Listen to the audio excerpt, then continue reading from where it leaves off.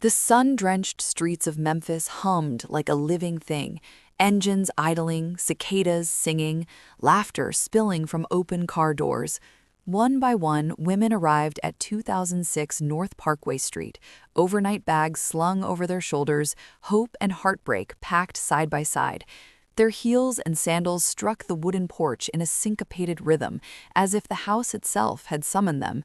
Before them unfolded a vision of southern ease, a lush garden heavy with jasmine, a grill crackling with barbecue, a picnic table set beneath swaying trees, and a wide porch crowned with wicker swings, and a scarred card table that had seen decades of truth-telling. The screen door sighed open. C stepped out like a benediction. She was statuesque, wrapped in flowing white cotton that lifted and billowed behind her as though stirred by an unseen tide. Her silver-gray locks framed her face in a wild halo, and her eyes, ancient, amused, all-knowing, sparkled with quiet power. "Come in, my sisters," she said, her voice velvet and smoke. She embraced each woman fully, the way women do when they know survival lives in the body. At 59, C was a widow, a mother of 4, a grandmother of 2, and something more.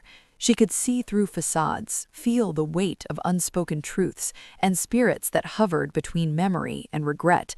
Being near her felt like standing barefoot at the ocean's edge, grounded, cleansed, and undone. 6 women followed her inside. The hallway opened into a grand room that breathed warmth and ritual. White walls displayed striking art, mahogany floors gleamed, palm leaf fans stirred perfumed air, flowers, and something tropical, intoxicating. At the center stood a massive glass table, an ocean blue bowl shimmering like a portal. 7 rocking chairs formed a perfect circle, each paired with a side table holding 3 glasses, red wine, water, and sweet tea. Beside every chair sat a box of tissues, silent witnesses to what was about to be confessed. "Sit where your spirit settles," C murmured. They moved slowly, instinctively, choosing chairs and drinks as if revealing themselves without speaking. When all were seated, C took her place. Her voice softened, but the authority beneath it was unmistakable. "We sit in a circle so no one is hidden. These women are your tribe now. You will protect them. You will honor them. What is spoken here does not leave these walls." She waited. "Repeat after me."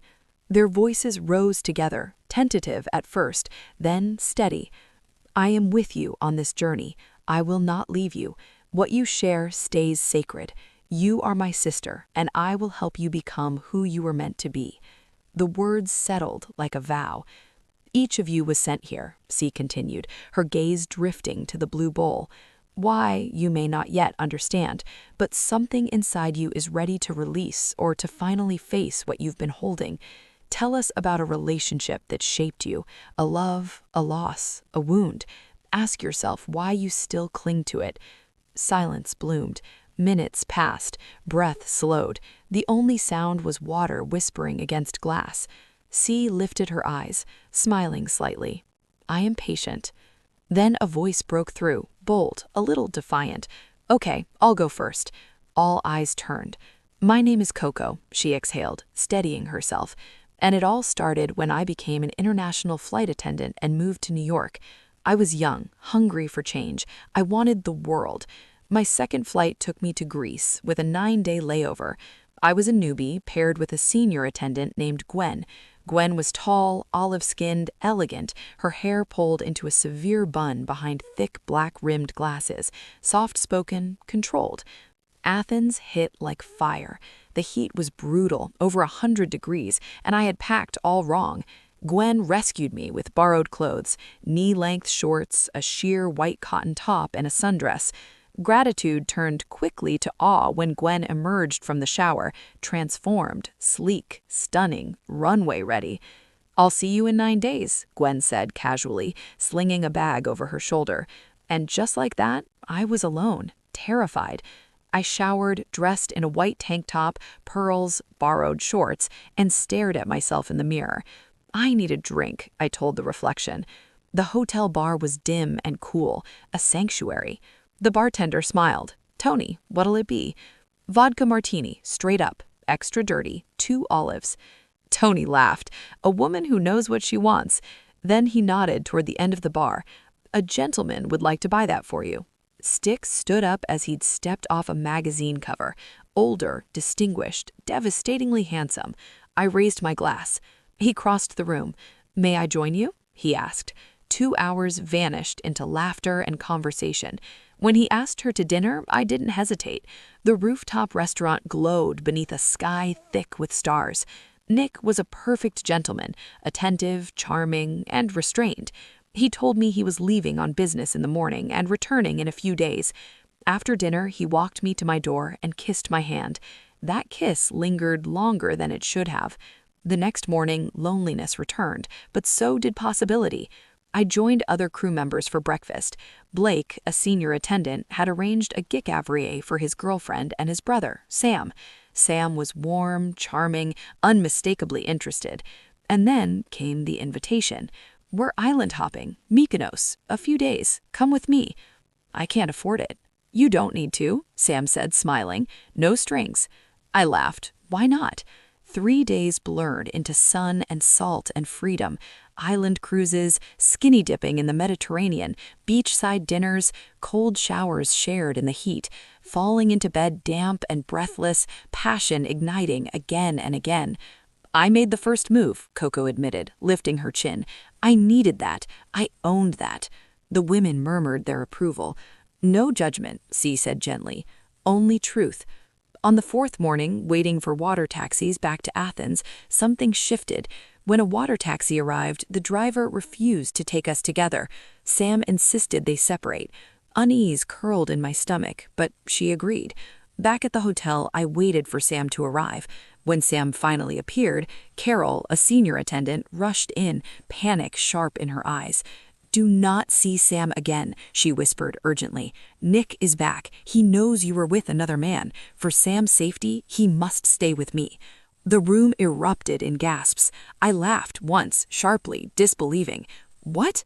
But Sam was already being pulled away, and just like that, the fairy tale fractured.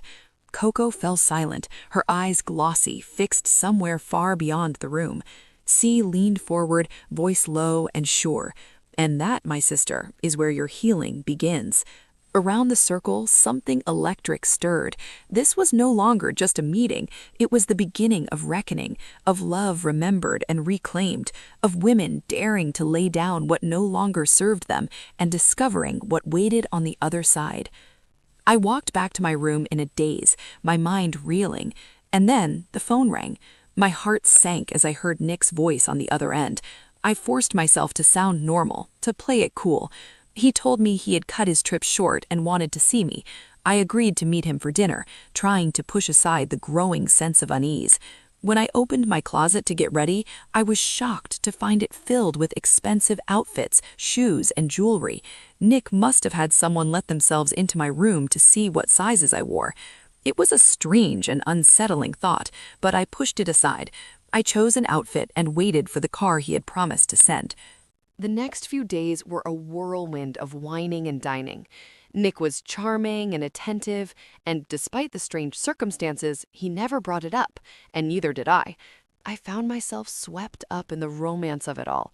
By the 4th day, I felt like I was walking on air. Nick told me we would see each other as often as possible, and I couldn't help but feel like I had found something special. Our relationship continued for over a year. Nick would fly me to see him whenever he had business in Canada, and we would spend long weekends together. It was like living in a dream world. And then, on one of those weekends in Montreal, Nick proposed. I said yes, of course. I was on cloud 9. But as the days passed, I began to notice strange things. I would catch glimpses of men in suits watching me. At first, I brushed it off as paranoia, but the feeling only grew stronger. And then I overheard Nick on the phone, his voice low and menacing. Suddenly, the truth hit me like a ton of bricks. Nick was involved with the mob. I felt sick to my stomach, and my whole world turned upside down. I knew I had to get out, but I was too scared to confront Nick. So I told him I needed to go home and visit my mother, and he let me go. As soon as I returned to the States, I packed up my things, left New York, and went home to my mother's house. I was exhausted and sick, unable to eat or sleep. And then I started to suspect that I was pregnant. My sister took me to the doctor, and when he told me I was 12 weeks along, I felt like my world was crashing down.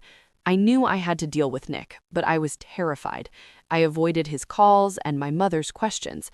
I was unsure of what to do, but as the days turned into weeks, I knew I couldn't put it off any longer. So I called Nick. He immediately asked when I was coming back, and I hesitated. I told him, I'm not sure. And then he dropped a bombshell. What about the baby, Coco? My heart stopped. How did he know? I couldn't speak, couldn't breathe. I just hung up the phone, my mind racing. I called my father, the only person I could think of to turn to. I told him everything, and he listened in stunned silence.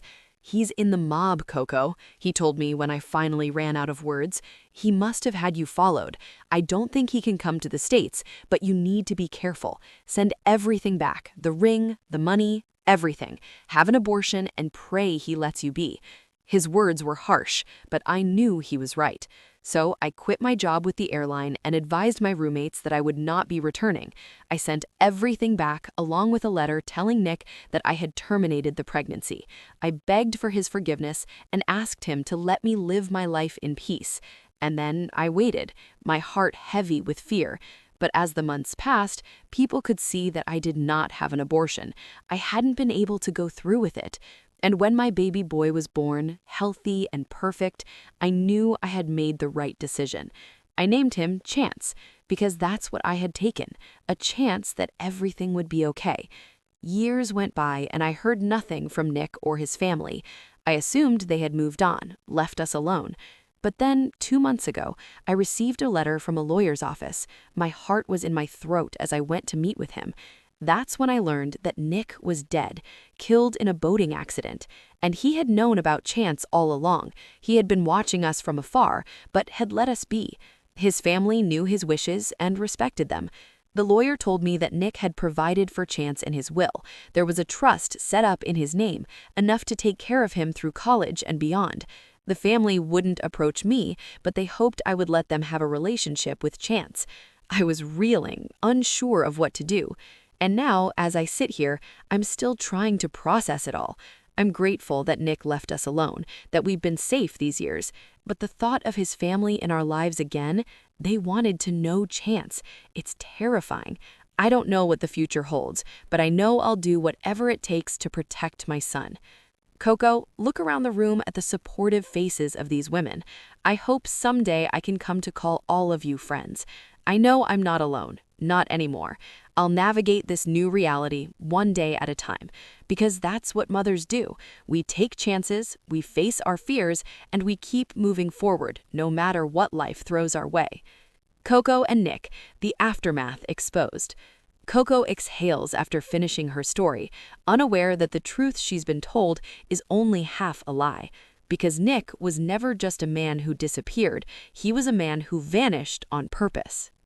The first fracture. Gwen was never just a roommate. What Coco never knew, what would later haunt her, is that Gwen was Nick's on-again, off-again lover. Dangerous, calculating, and deeply jealous. She had been placed on that flight intentionally. Gwen knew Nick long before Greece, long before Coco. She loved him when he was already half in, half out of the criminal world. Gwen understood his darkness and believed that made her irreplaceable. So when Nick met Coco, soft-spoken, radiant, unguarded, it unraveled Gwen. She watched Nick change. She watched him soften. She watched him look at Coco the way he had never looked at anyone. And Gwen decided Coco had to be taught a lesson. Sam was a setup. Sam wasn't a coincidence. He was bait. Gwen encouraged Sam's interest, knowing Nick's world operated on possession and loyalty. The trip to Mykonos wasn't just reckless, it was engineered. Gwen wanted Nick to believe Coco was unfaithful, disposable, unworthy of protection. When Nick returned early and discovered Coco had gone to the islands with another man, the jealousy ignited something feral within him. Not towards Coco, but towards himself. For the first time, Nick realized what his life could cost her. That was the beginning of his internal war. The gifts were protection, not control. The clothes in the closet weren't meant to impress, they were armor. Nick had already ordered surveillance lifted and threats neutralized. The men watching Coco weren't enemies, they were shields. Nick was trying to keep her close while planning how to let her go safely.